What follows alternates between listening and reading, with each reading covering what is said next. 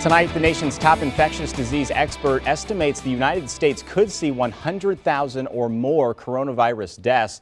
As the death toll rises, funeral homes across the St. Louis area have been forced to make adjustments. News 4's Emma Hogue details the devastating toll these new measures are taking on businesses and families in mourning.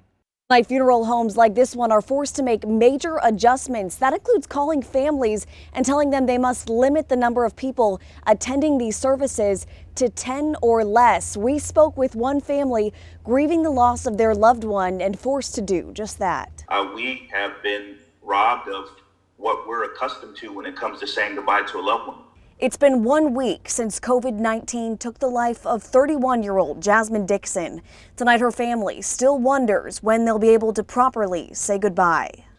Jasmine passed away Sunday evening, and she was in the ground Tuesday midday. Dixon's cousin, Bella Faye Johnson, says his family had to call 4 funeral homes before finding one that agreed to hold her service. The difficulty in finding a funeral home played a role in that.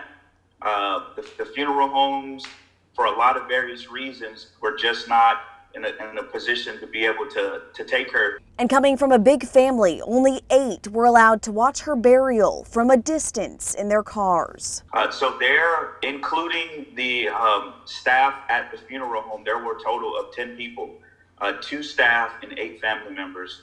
The 8 family members were in multiple cars, and their vantage point was just simply in their cars, watching the casket be taken out of the hearse and basically set on a platform. It makes it very difficult for them, for people that, that knew that person. Or Eric Cunningham is the director at Reliable Funeral Homes. Under CDC guidelines, he's forced to tell families to limit the amount of people attending services to under 10.